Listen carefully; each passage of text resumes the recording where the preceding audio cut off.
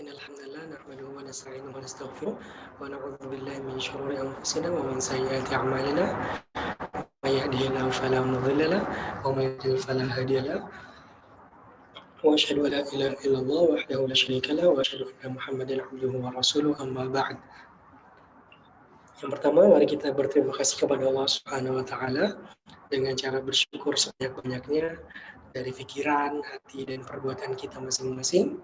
Kita bersyukur kepada Allah atas segala nikmat yang Allah berikan kepada kita, tidak terputus-putus, tidak disangka-sangka, terus bersambung sampai hari ini.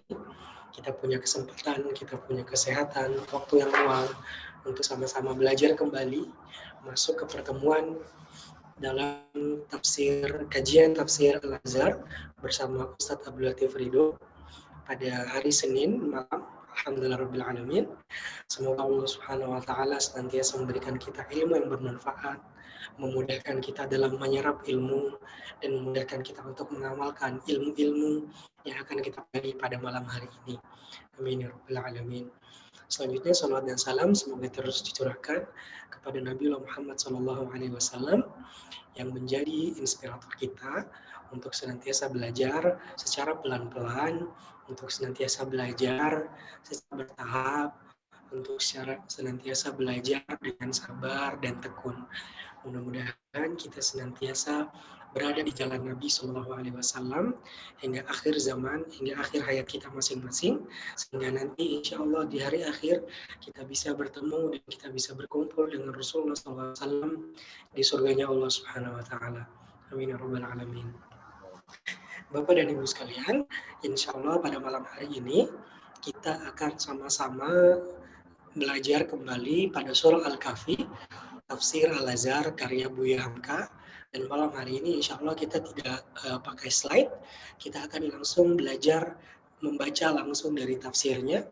Insya Allah setelah ini host kita akan men-share di sini scan dari tafsir kitab Al-Azhar, insya Allah.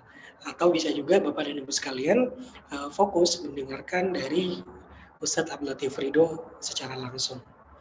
Dan sebelumnya kami mohon izin pada Bapak dan Ibu sekalian untuk menonaktifkan mikrofon masing-masing, dan kami persilakan jika ingin silakan mengaktifkan kamera, dan di 30 menit hingga 40 menit ke depan Ustadz Abdul Latif Ridho akan menjelaskan tafsir dari surah Al-Kahfi, dan pada kesempatan selanjutnya Ustadz Abdul Latif Ridho insya Allah akan membuka sesi pertanyaan yang nanti akan ditanyakan oleh Bapak dan Ibu masing-masing secara langsung melalui mikrofon atau dari chat Zoom kita. Selanjutnya mari kita berdoa kepada Allah Subhanahu wa taala. Semoga Allah Subhanahu wa taala memberikan kita kebaikan dari belajar kita pada malam hari ini. Allahumma inna nas'aluka ilman nafi'a wa rizqan thayyiban wa 'amalan mutaqabbala.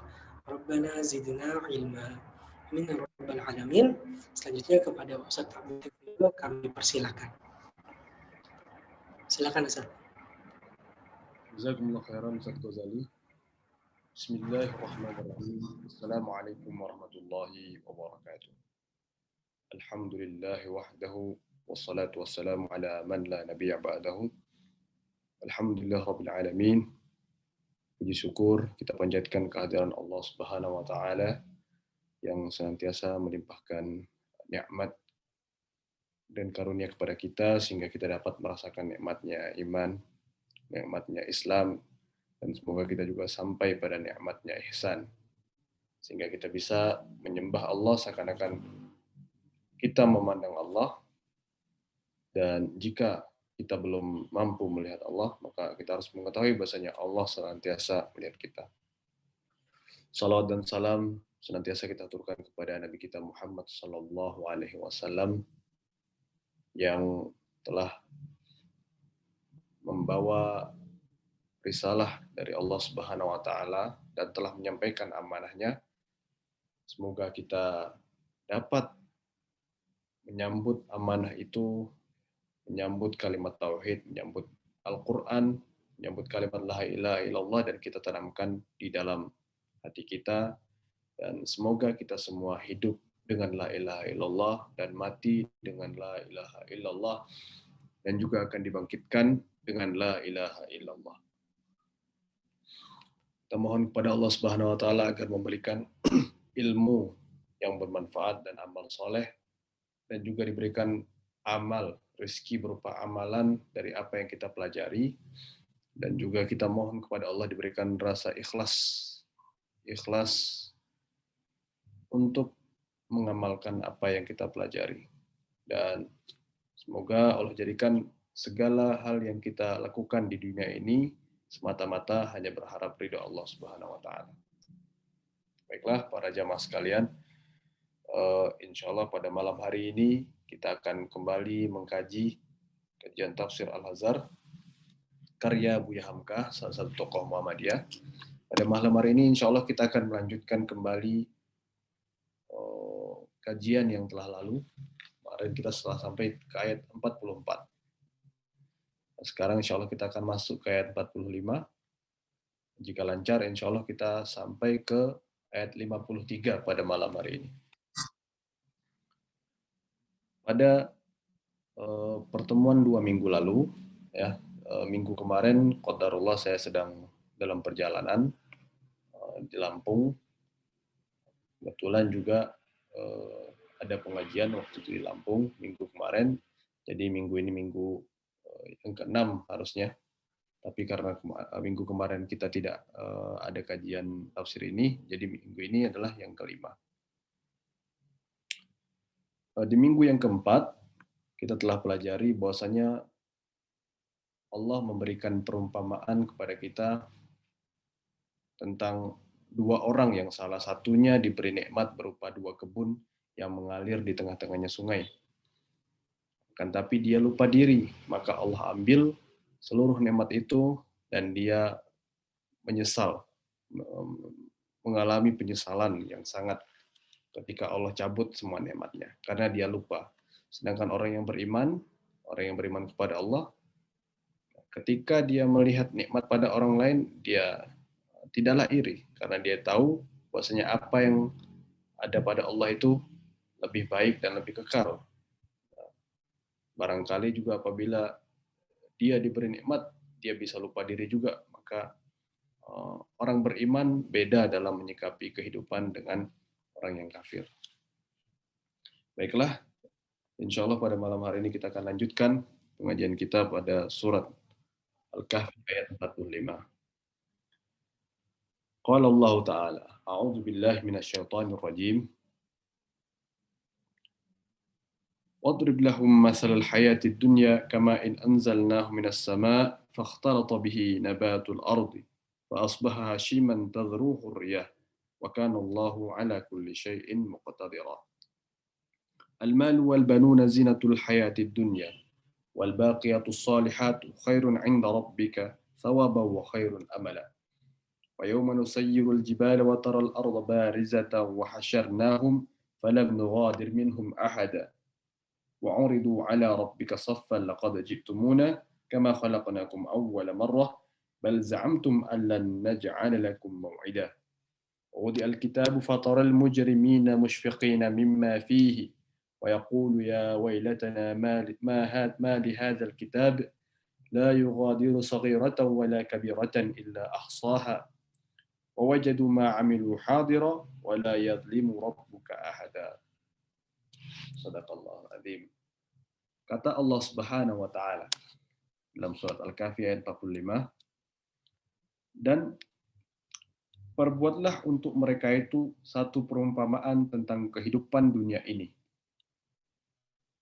Ialah laksana air yang kami turunkan dari langit. Nah, di sini tertulis dan, ya, dicetakan Kemayan Seni Press, tulis dan. Itu dari langit. Maka bercampurlah dengan dia tumbuh-tumbuhan di bumi, lalu jadi keringlah dia ditiup oleh angin. Dan adalah Allah atas tiap-tiap sesuatu menentukan. Di ayat ini Allah Subhanahu wa taala menjelaskan, memberikan perumpamaan kepada kita betapa hinanya dunia itu, betapa tidak berharganya dunia. kata Allah Subhanahu wa taala, dunia itu ibarat air yang diturunkan dari langit kemudian sampai ke atas bumi, ya, di atas tanah yang kering, dan ketika tanah yang kering itu diberi oleh air, maka tanah yang itu menjadi subur dan menumbuhkan berbagai tumbuh-tumbuhan. Akan tapi ketika tumbuhan itu sudah mati, ya, dia menjadi lapuk, menjadi debu, kemudian ditiup oleh angin, tanah itu jadi kering lagi. Dan Allah Maha Kuasa atas segala sesuatu. Nah, betapa tidak berharganya, ya, betapa tidak bernilainya dunia itu, Allah mempermisalkannya dengan tumbuhan yang mati itu tadi, tanah yang kering. Jadi hanya sekejap saja, ya, tidaklah berlangsung lama. Kalaulah kita lihat hidup kita, jugalah tidak lama. Orang yang ada 100 tahun lalu, hari ini sudah tidak ada. Dan 100 tahun lagi, ya kita yang tidak ada, giliran kita yang tidak ada. Itu permisalan singkatnya dunia. Ya, Allah memberikan permisalan ini agar kita merenungkan kembali akan kehidupan dunia ini, bagaimana semestinya. Nah, coba kita lihat tafsirnya, tafsir Buya Hamka, apa kata Buya Hamka tentang ayat ini. Boleh digeser? Boleh digeser, Sat? Ya, di halaman selanjutnya, halaman 392.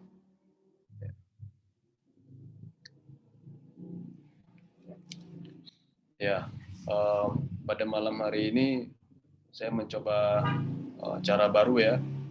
Jadi yang saya scan adalah buku tafsir Buya Hamka, karena sebelumnya kita telah mencoba dengan menggunakan slide. Saya kopikan tulisannya kepada slide, nah, tapi sepertinya belum efektif ya, karena kita masih awal-awal. Kita mencoba teknik lain. Yang penting, yang utama adalah kita mempelajari kandungan Al-Quran. Yang kita tuju adalah memahami kalamullah sehingga kita dapat dimasukkan ke dalam hati kita. Nah, itu yang paling penting. Nah, jadi apa kata Buya Hamka? Ya, Buya Hamka di sini menjelaskan makna dunia dan akhirat. Kata Allah Subhanahu wa taala, Allah menyebutkan masalul hayati dunya. Dunia itu dari kata bahasa Arab dana yadnu, artinya dekat. Kalau dalam pepatah Arab, intadnu minni tadnu minka mawaddati. Kalau kau dekat denganku, dekat pula cintaku untukmu. Nah, dana yadnu. Maka dari kata dana yadnu itu diambillah kata dunia, artinya sesuatu yang dekat atau sesuatu yang sekarang, ya. Dia bukan nanti tapi yang sekarang ini. Nah, maka sebaliknya kalau yang nanti, nah itulah akhir, adalah yang akhir atau yang setelah. Kata Buya Hamka yang berarti kemudian. Nah, kemudian geser ke atas. Ya. Buya Hamka menjelaskan di sini. Air hujan yang telah jatuh dari atas itu telah bertumpah ruah ke atas permukaan bumi, lalu bercampur baur dengan tumbuhan-tumbuhan yang ada di atas permukaan bumi itu, menyebabkan tumbuhnya menjadi subur. Percampur bauran terjadi karena urat dari tumbuhan itu, dan seterusnya, sehingga akhirnya dia menjadi kering. Nah, seperti itulah permisalan dunia ya, yang Allah berikan dalam ayat ini, ayat ke-45. Nah, kalau kita sudah melihat, sudah mengerti betapa singkatnya dunia ini, ya, bagaikan air jatuh ke atas tanah kering, kemudian tanah kering itu menjadi subur, tumbuh-tumbuhan, tapi setelah beberapa saat, ya, tumbuh-tumbuhan itu mati juga ketika tidak lagi ada air. menyiramnya mati, menjadi lapuk, menjadi debu lagi, kemudian ditiup angin, ya, tidak ada bekasnya lagi. Nah, seperti itulah dunia. Nah, nanti kita di akhir zaman, ketika semuanya telah dibentur-benturkan, antar planet benturkan, ya, idza zulzilatil ardu zilzalaha, digoncangkan bumi, keluar isinya semua, merata semuanya. Nah, seperti itulah. Jadi segala kebanggaan kalau di dunia kita adalah seorang raja. Raja punya kerajaannya sudah hancur, ya. Kita punya hartanya hancur, musnah semuanya. Nah, sepertilah permisalan dunia. Kemudian di ayat 46, Allah Subhanahu wa taala berfirman, "Al-malu wal banun zinatul dunya." Kata Allah Subhanahu wa taala, harta dan anak-anak itu adalah perhiasan di dunia ini. Tetapi bekas yang baik dari amalan yang soleh, itulah yang lebih baik di sisi Tuhanmu, dari segi ganjaran dan lebih baik dari segi harapan.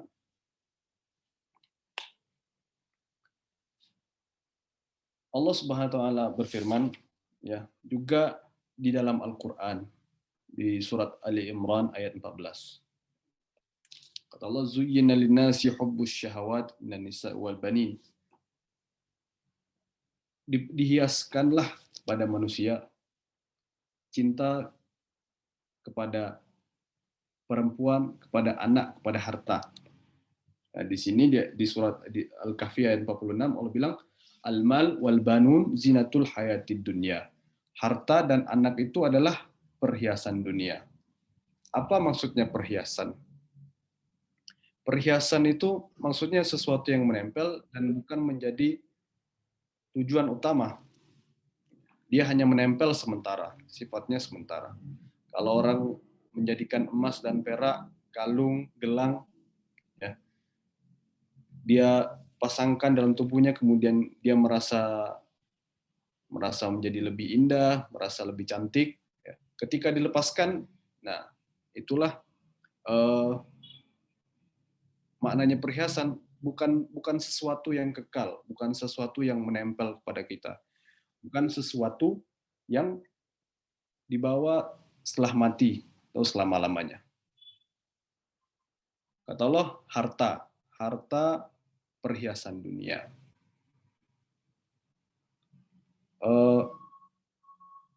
Ketika seseorang memiliki kerajaan atau mempunyai kepunyaan, apapun yang dia punya, ketika datang telah kematian padanya, ya sudah, dia tinggalkan hartanya. Akan tapi anak juga gitu. Ya, bahkan ketika kita belum meninggal, ketika kita masih berumur, ya, anak kita sudah pergi meninggalkan kita, apapun bentuknya, untuk kerja, mengejar cita-citanya, atau menapaki karir, dia sudah meninggalkan kita, sudah pergi. Ya, kita sebagai orang tua, kita besarkan dari kecil, kan, tapi dia ketika sudah besar pergi. Nah, itulah wujud bahwasanya harta dan anak hanyalah perhiasan dunia. Dan nanti ketika di akhirat, semua orang pun hanya memikirkan dirinya sendiri. Ya. Orang tua memikirkan dirinya sendiri, ya. Kakek memikirkan dirinya sendiri, anak juga memikirkan diri sendiri, saking mengerikannya suasana di pada hari itu. Nah, kata Allah selanjutnya, wal baqiyatus shalihat khairun 'inda rabbika thawaban. Al baqiyat as-shalihat itu bekas yang baik. Kalau kita tengok dari segi bahasa Arabnya, al-baqi itu adalah yang kekal atau yang tersisa. As-salihat yang baik, khairun inda rabbik, lebih baik di sisi Tuhanmu. Nah, bagaimana itu maksud lebih baik, ya? Nah, kalaulah harta dan anak itu akan kita tinggalkan, ada hal yang tidak akan meninggalkan kita, yang akan kita bawa sampai kita mati dan akan kekal terus sampai akhirat, dan nanti kita akan diberi ganjaran sesuai dengan keadilan Allah. Ya. al-baqiyat as-salihat. Nah, apa itu al-baqiyat as-salihat? Ada hadis Nabi dari Abu Hurairah radhiyallahu anhu, diriwayatkan oleh Imam Nasa'i. Kata Rasulullah sallallahu alaihi wasallam, "Khudu junnatakum, ambil tamengmu." Kemudian sahabat-sahabat yang hadir saat itu kaget, "Ya Rasulullah, amin aduwin qad hadar, apa musuh sudah datang ya Rasulullah?" Kata para sahabat yang hadir waktu itu. Kata Rasulullah, "Qala la, walakin junnatakum minan nar." Oh, bukan tameng dari musuh, tapi tameng dari api neraka. Apa itu? Rasulullah SAW melanjutkan, Qaulu subhanallah walhamdulillah wa la ilaha illallah Allahu akbar. Jadi sesuatu yang kekal, yang baik, yang akan dibawa sesudah mati adalah la ilaha illallah, subhanallah walhamdulillah wa la ilaha illallah Allahu akbar. Itulah yang akan kekal. Kata Rasulullah, fa innahu ya'ti yaumal qiyamah muqaddamat mujannabat. Dia akan datang pada hari kiamat di sekeliling kita dan melindungi. Wahunna al-baqiyat as-salihat. Itulah yang kekal dan yang baik. Nah, demikian sabda dari Rasulullah sallallahu alaihi wasallam. Dan tapi sahabat Abdurrahman bin Zaid bin Aslam bilang, segala amalan yang soleh itulah al-baqiyat as-salihat. Nah, jadi zikir, kalimat la ilaha illallah itu wujudnya pada amalan soleh. Nah, maka sebagaimana iman itu pembenaran di dalam hati, diucapkan dengan lisan, diamalkan dengan perbuatan, maka hal yang kekal dan yang baik atau al-baqiyat as-salihat, nah itu adalah segala bentuk amalan soleh, baik amalan dalam hati, amalan di lisan, amalan di perbuatan. Nah, maka di ayat ini kita ulang lagi, kalaulah harta dan anak hanya perhiasan dunia, yang mana perhiasan itu bukanlah tidak menempel pada kita, kita masuk kuburan semuanya meninggalkan kita, maka ada satu yang tidak akan meninggalkan kita, ya, akan selalu kita bawa bahkan kita sampai kita mati, dan nanti kita akan dipertanggungjawabkan, diperhitungkan dengan itu. Apa itu? Ya, itulah al-baqiyat as-salihat atau amalan yang soleh. Nah, kita lanjut ke ayat 47. Qala Allah Ta'ala, kata Allah, dan ingatlah akan hari yang akan kami perjalankan gunung-gunung dan akan engkau lihat bumi itu lebih nyata dan akan kami kumpulkan seluruh mereka. Maka tidaklah akan kami tinggalkan dari mereka seorang jua pun. Nah, ini Allah Subhanahu wa taala menggambarkan tentang hari kiamat, ya. Kan hari di mana gunung-gunung akan diratakan. Semuanya menjadi tempat yaumul mahsyar, jadi padang mahsyar. Jadi setelah alam semesta semua dihancurkan hari kiamat, riwayat dari Rasulullah SAW, ya setelah trompet ditiupkan oleh malaikat Israfil, semuanya akan hancur. Kemudian Allah bangkitkan malaikat Israfil lagi, ya untuk meniupkan trompet yang kedua, maka semuanya terbentuklah padang mahsyar dan semua bangkit. Semua bangkit, tidak ada yang Allah tinggalkan pada saat itu. Jadi bahkan orang-orang yang mengingkari, orang-orang kafir, orang-orang yang tenggelam di lautan, orang-orang yang mati di sebuah pulau, bahkan yang badannya tercabik-cabik, terpisah-pisah, terpotong-potong badannya, ya, semua akan Allah bangkitkan. Nah, di hadis Nabi SAW keadaannya itu uratan, hufatan, gharlan. Ya, jadi dalam keadaan bertelanjang badan, tidak berbaju, ya, kemudian tidak menggunakan sendal, dan tidak dalam keadaan disunat. Jadi badannya yang dibangkitkan adalah seperti sebagaimana dia lahir. Waktu itu Aisyah bertanya kepada Rasulullah, ya Rasul, apa tidak akan saling melihat aurat nanti? Nah, apa jawab Rasulullah? Tidak. Pada hari itu tuh keadaannya sangat menakutkan sampai orang tidak terpikir lagi kecuali dirinya sendiri. Walaupun tidak ada orang berpakaian pada hari itu, ya, tetap yang dipikirkan adalah nasibnya masing-masing. Bahkan para nabi pun bilangnya nafsi, nafsi, nafsi, nafsi, wahai diriku, wahai diriku. Nah, itu para nabi, apalagi orang yang kafir tidak beriman, lebih khawatir lagi, lebih menakutkan lagi karena dia sadar bahwasanya dia melakukan apa yang telah dia lakukan selama dunia. Nah, kemudian di ayat 48 kata Allah Subhanahu wa taala,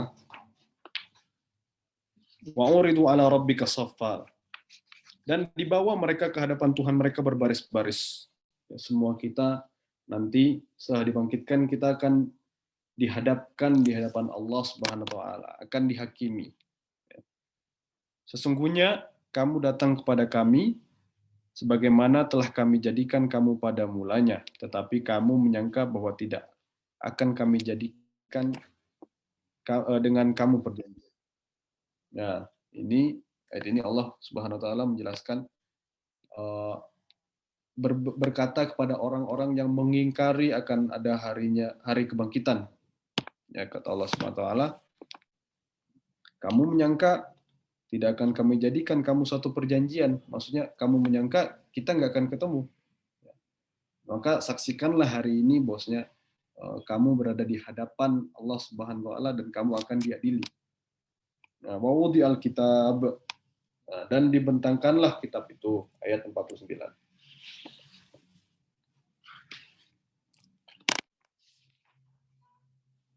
Kata Allah Subhanahu wa taala, wa wudi alkitab fataral mujrimina mushfiqina mimma fihi. Maka orang-orang yang berdosa dan takut kepada apa yang ada padanya, mereka akan berkata,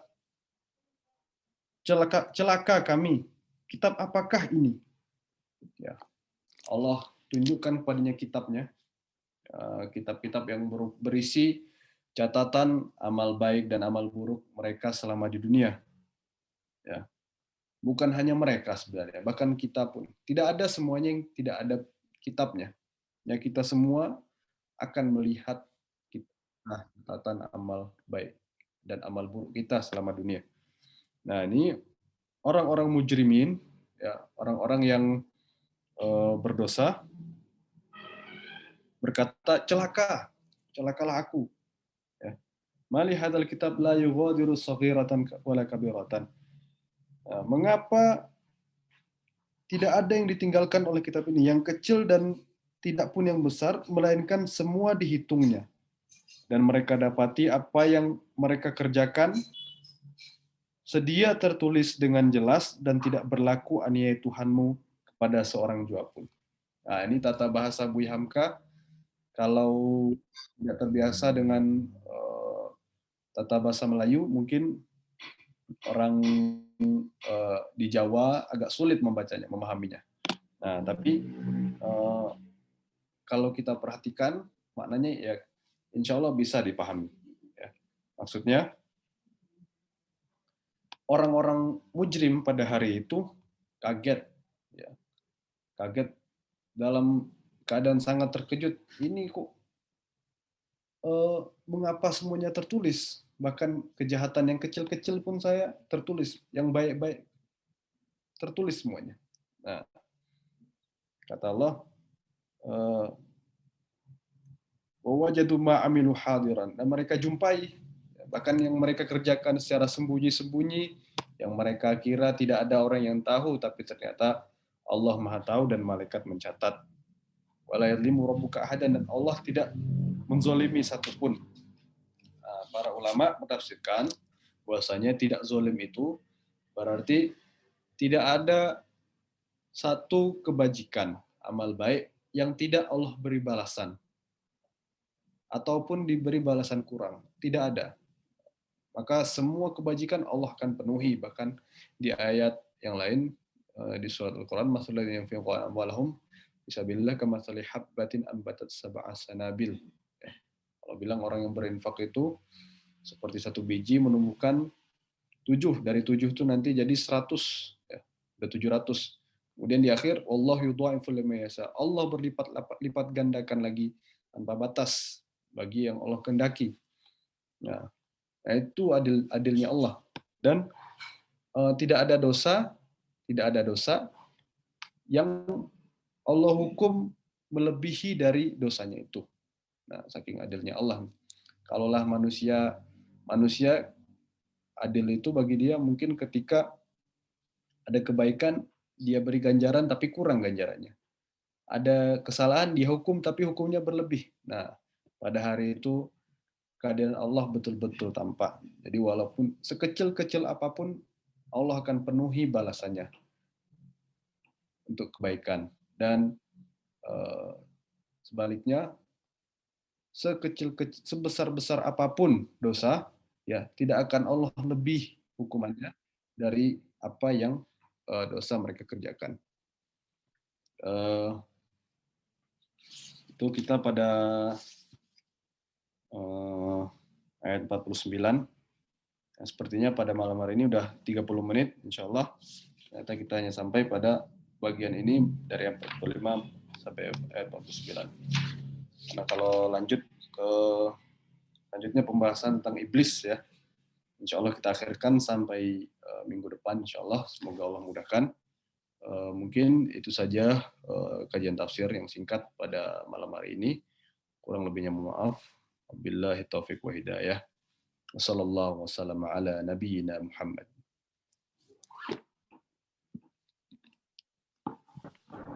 Jazakumullah khairan Ustaz Abdul Latif atas penyampaian tafsirnya pada malam hari ini. Mudah-mudahan Bapak dan Ibu sekalian bisa mengambil hikmah yang banyak dan pelajaran yang melimpah dari apa yang sudah disampaikan pada malam hari ini. Selanjutnya kami membuka sesi pertanyaan dari Bapak dan Ibu sekalian.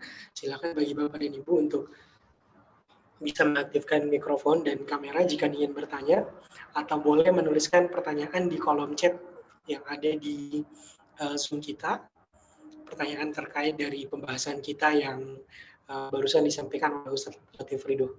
Silakan.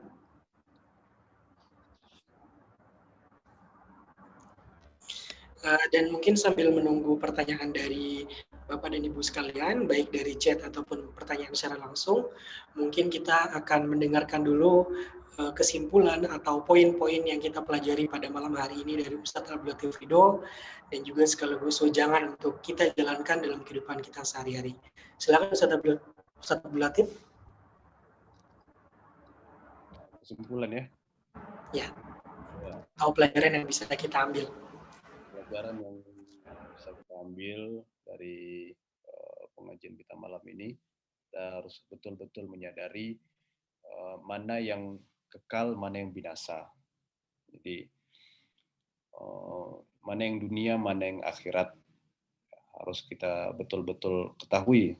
Mana yang sementara, mana yang abadi.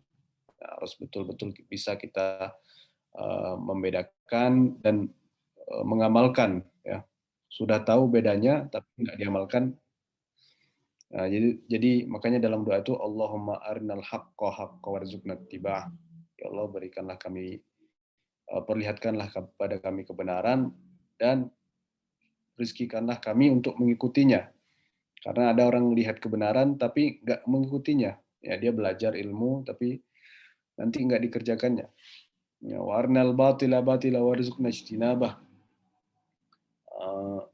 Ya Allah, perlihatkanlah kami mana yang batil dan rezekikanlah kami untuk menjauhinya. Karena ada yang tahu mana yang buruk tapi dia kerjakan juga, tidak dia jauhinya. Nah, maka setelah mengetahui mana yang abadi, mana yang kekal, nah dunia itu abadi, akhirat yang kekal, maka intinya ya mempersiapkan untuk yang kekal itu. Nah, jadi agar nanti catatan kita yang sampai kepada kita adalah al-baqiyat as-salihat, ya, amalan-amalan baik, sehingga melihatnya itu kita ketika melihat catatan kita berseri-seri wajahnya. Semoga Allah jadikan kita dan keluarga-keluarga kita termasuk pada orang yang berseri-seri pada hari kiamat. Amin. Ya, kira-kira itu untuk Amin ya rabbal alamin. Jazakumullah khairan Ustaz Latif. Semoga dan Bapak Ibu sekalian dan kita semuanya beserta keluarga besar kita bisa termasuk dari orang-orang yang berseri-seri nanti di hari akhir, dan bisa sekarang ini kita fokus untuk tidak hanya mengejar kewajiban kita di dunia, tapi juga mengejar kewajiban kita untuk kepentingan akhirat kita nanti. Amin ya rabbal alamin. Selanjutnya kepada Bapak dan Ibu sekalian, jika ingin bertanya, kami membuka sesi pertanyaan kepada Bapak dan Ibu yang ingin bertanya terkait apa yang tadi sudah dijelaskan oleh Ustadz Abdul Latif Ridho, dan insya Allah akan dijawab beberapa pertanyaan jika ada. Silakan Bapak dan Ibu sekalian. Dan setelah ini insya Allah kita akan sama-sama berfoto bersama dan juga mengabsen diri masing-masing. Sekarang sedang di mana, domisili di mana, sekaligus mengetikkan namanya dan juga domisilinya sedang di mana. Silakan Bapak dan Ibu jika ingin bertanya.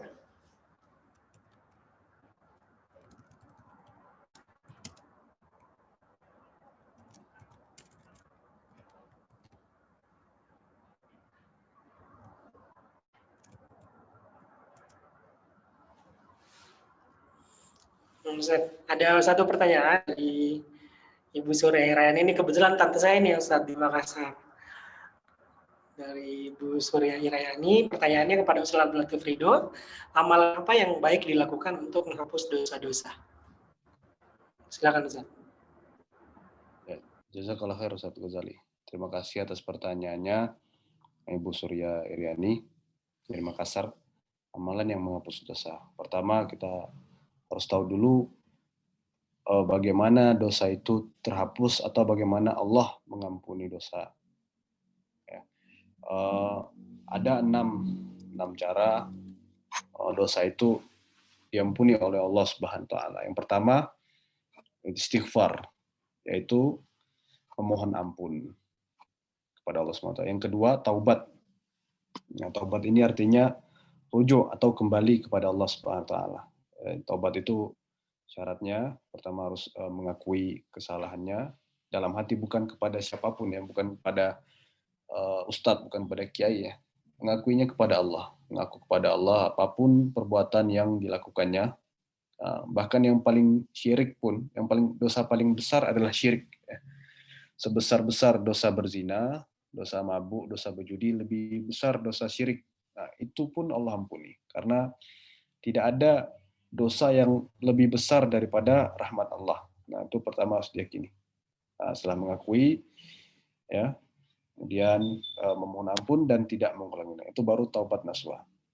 Nah, jadi cara dosa diampuni, ya, pertama istighfar, kedua taubat, ketiga al-hasanat al-mahyah lisayyi'at, kebaikan yang menghapus keburukan. Yang keempat, musibah. Jadi musibah ini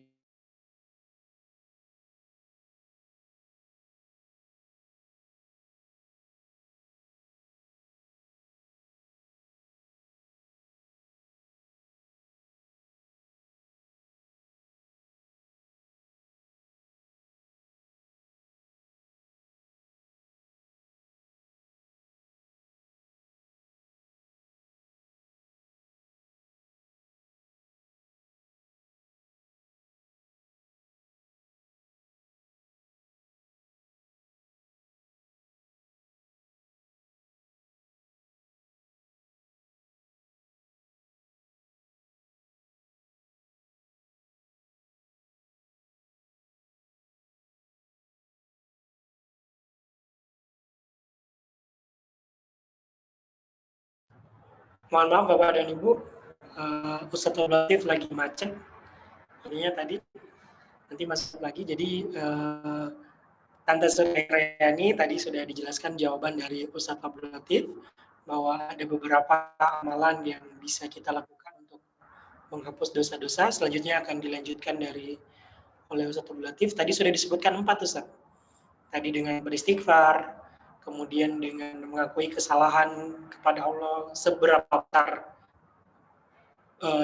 dosa yang sudah kita lakukan. Selanjutnya dengan musibah. Boleh dilanjutkan Ustaz, silakan. Mikrofonnya Ustaz belum nyala. Afwan, tadi terputus jaringannya. Nah, jadi yang kelima adalah syafa'atus syafi'. Jadi syafaat, ya, terutama yang kita harapkan syafaatnya tentu adalah Nabi kita Muhammad SAW pada umatnya. Ya. Jadi tidak ada dari kita yang bisa mengamalkan agama ini dengan sempurna sekali, nggak ada. Jadi syafaat ini untuk menutup-nutup kekurangan kita. Nah, itu yang kita harapkan. Maka jangan lupa selalu bersalawat dan salam kepada Nabi SAW. Dan yang terakhir, yang keenam, dosa itu diampuni adalah dengan rahmat Allah. Rahmatu arhamar rahimin. Nah, ini yang kita harapkan. Maka jangan menyekutukan Allah. Kalau mau mendapatkan itu, jangan menyekutukan Allah. Intinya. Nah, kemudian kerjakan apa yang Allah perintahkan.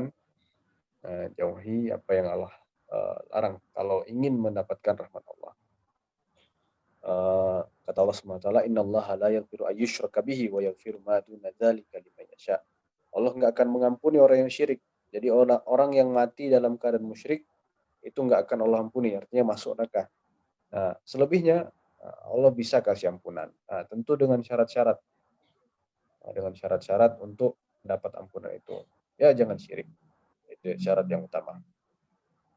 Kemudian kata Allah, la taqnatu min rahmatillah. Jangan putus asa dari rahmat Allah. Seakan-akan Allah tidak ampuni. Nah, itu kalau kita menganggap dosa kita terlalu besar, nah itu sudah mendekati syirik. Nah, seakan-akan ada yang lebih besar daripada kasih Allah. Ada yang lebih berat ada hal yang berat bagi Allah. Tidak ada yang berat bagi Allah. Nah, tidak ada. Nah, kalaulah kita taruh biji kacang padi ya di atas kapas, kita kasih air, biji itu aslinya mati. Tapi ketika kita kasih air kok bisa hidup? Nah, itu kuasa Allah. Nah, demikian juga hati yang telah kering kerontang selama bersandar pada Allah, ya, insya Allah Allah mengampuni apabila kita tidak syirik. Akan tapi jangan juga setelah mengetahui cara-cara ampunan dosa ini, kita seenaknya saja yang melakukan dosa. Semoga Allah selamatkan kita, anggota badan kita dari semua itu. Jadi ya 6 cara dosa diampuni. Pertama istighfar, 2 taubat, 3 perbuatan baik yang menghapus perbuatan buruk, 4 musibah, 5 syafaat, 6 rahmat Allah. Demikian Ustaz Rizal. Insyaallah jazakumullah khair Ustaz Abdul Latif atas 6 solusi dari bagaimana supaya dosa-dosa kita diampuni. Semoga Bapak dan Ibu sekalian bisa mudah untuk mengamalkan ke-6 tips dari yang sudah diberikan oleh Ustaz Abdul Latif Ridho. Yang pertama, kita dengan memperbanyak istighfar, kemudian kita bertaubat nasuha, sebesar apapun dosa kita kembali kepada Allah dan tidak ragu dengan rahmat dan kasih sayang Allah. Kemudian kita melakukan perbuatan-perbuatan baik yang mampu menghapus keburukan. Yang keempat, dengan adanya nanti musibah yang kita hadapi, itu juga salah satu dari cara Allah mengampuni dosa-dosa kita. Kemudian syafaat-syafaat yang nanti kita dapatkan, terutama dari Nabi SAW, amin ya rabbal alamin, dan juga kepada orang-orang lain yang diizinkan oleh Allah untuk memberikan kita syafaat di akhirat kelak, dan yang paling terakhir rahmat dari Allah.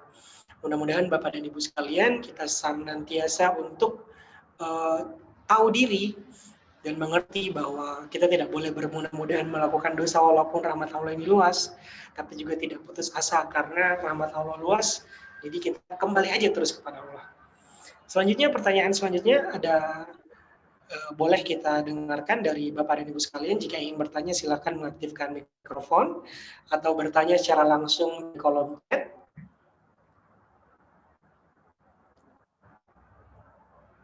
Dan Bapak dan Ibu sekalian silakan melengkapi absensi. Nanti akan kita bacakan sebelum sesi foto bersama, insya Allah. Ada lagi Bapak dan Ibu yang ingin bertanya? Sambil kita menunggu, silakan Bapak dan Ibu untuk mengisi absensi yang ada. Jika ada yang ingin bertanya, boleh langsung aktifkan mikrofon dan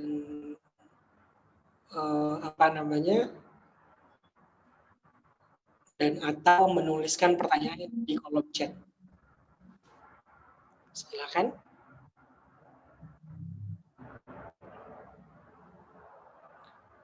Oke. Kita absen dulu Ustaz ya. Ini Masya Allah Ustaz Abdul Latif sekarang posisi sedang di Padang Panjang, Sumatera. Kemudian ada Ibu Asni di Makassar. Kemudian Ibu Surya di Makassar, tante tadi yang bertanya. Kemudian ada Pak Yusril di Kabupaten Sopeng, Sulawesi Selatan. Masya Allah. Kemudian ada Ibu Gita Sari di Pekanbaru. Masya Allah. Kemudian ada Bapak Andi Zainuddin di Sopeng, Sulawesi Selatan juga, Masya Allah.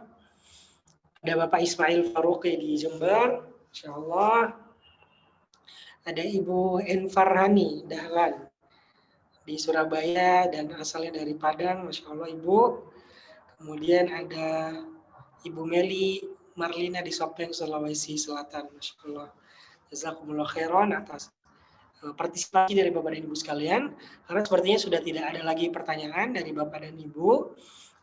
Kami persilakan kepada Bapak dan Ibu sekalian untuk mengaktifkan. Ada satu pertanyaan dari Ibu Gita Sari.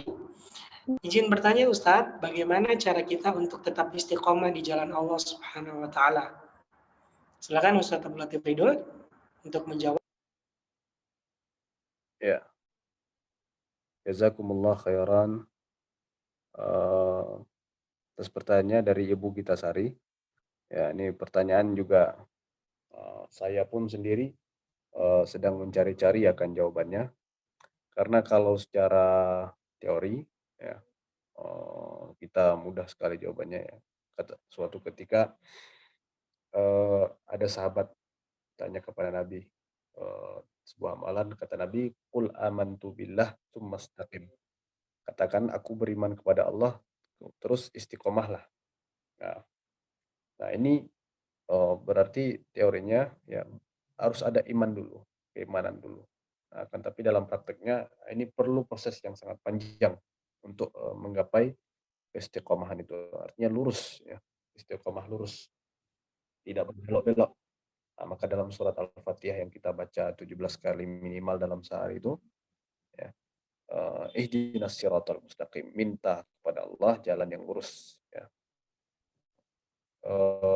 Maka perkara istiqomah ini tidak lepas dari perkara iman, ya, perkara iman yang ada dalam hati kita. Dan sebagaimana iman itu naik dan turun, maka kita minta kepada Allah agar dijaga terus, dijaga agar hati kita tetap lurus, tidak berbelok. Karena dunia ini darul imtihanat wa tajribat, tempatnya ujian dan cobaan. Bisa jadi kita dikasih musibah sabar ya, tapi dikasih nikmat tidak bersyukur, ya kan? Bisa jadi kita begitu. Atau sebaliknya, dikasih nikmat kita bersyukur, tapi dikasih musibah kita tidak bisa sabar.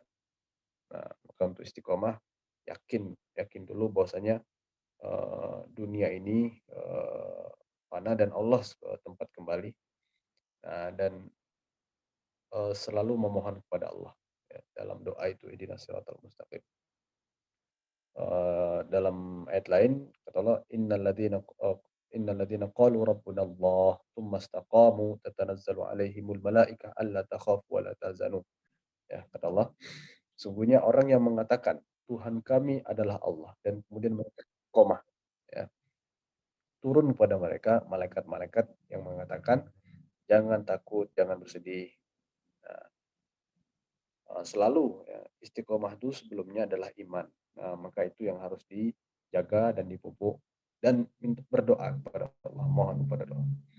Karena hidayah itu bukan datang dari kita, bukan datang dari belajar, tapi datang dari Allah.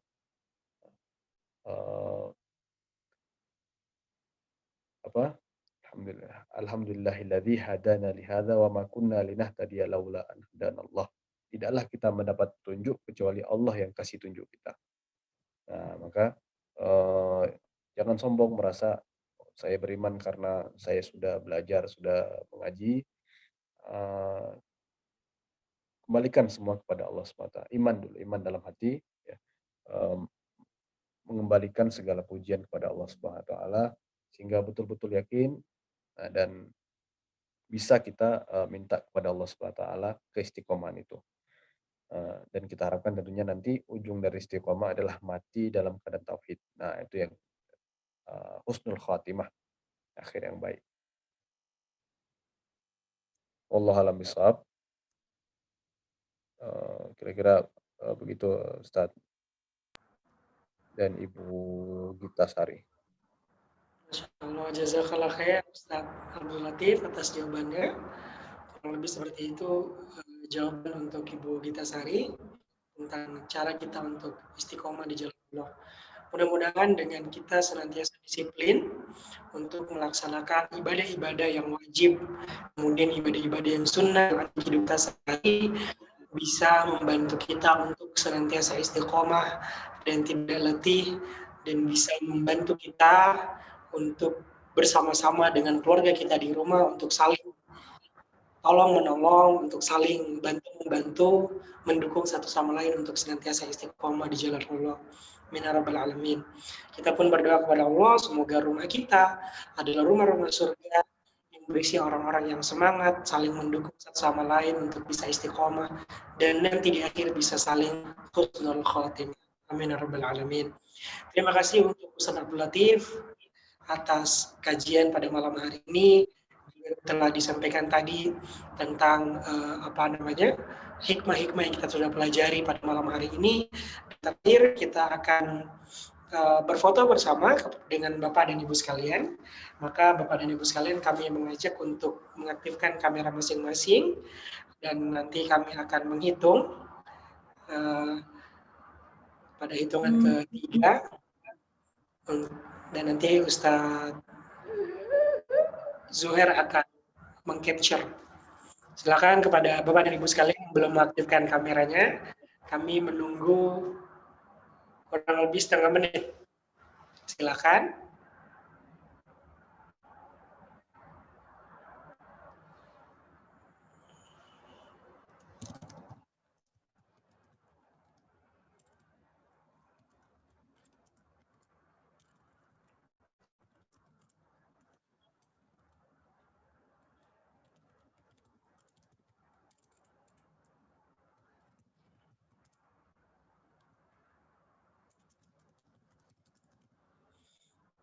Oke.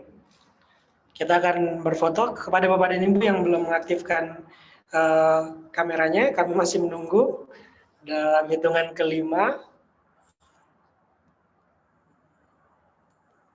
1, 2, 3, 4, 5. Tidak ada lagi? Oke.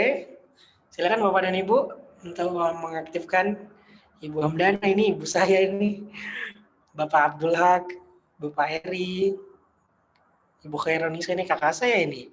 Staf di Ponorogo, kemudian Bapak Andi, kemudian Ibu Asni. Boleh mengaktifkan kameranya? Kan? Oke. Kita hitung sampai hitungan ketiga. Tadi sepertinya nih Ibu Meli sudah mengaktifkan kamera. Boleh diaktifkan lagi, Bu? Oke. Kita hitung sampai 3, kemudian kita foto bersama. Oke. Monggo Ustadz, 3, 2, 1.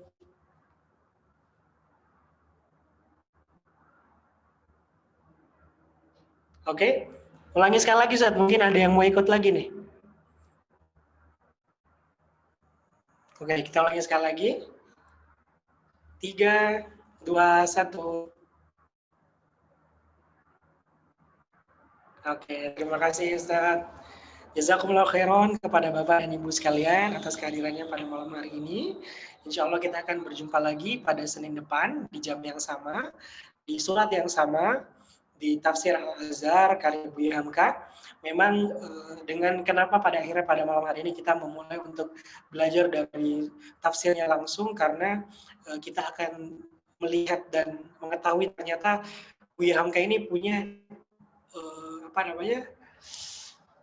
jiwa sastra yang sangat tinggi, dan kita belajar langsung, dan alhamdulillah kebetulan juga Ustadz Abdul Latif ini juga orang Sumatera, jadi lebih paham bagaimana dan sebaiknya dan bagaimana mengarahkan kita untuk bisa memahami tafsir Buya Hamka dengan cara yang lebih baik dan lebih nyaman. Selanjutnya mari kita sama-sama membaca doa kafaratul majelis untuk mengakhiri pertemuan kita pada malam hari ini. Subhanakallahumma bihamdik, nasyhadu an la ilaha illa anta, nastaghfiruka wa natubu ilaik. Semoga Allah Subhanahu wa taala senantiasa memberikan kita kebaikan dunia dan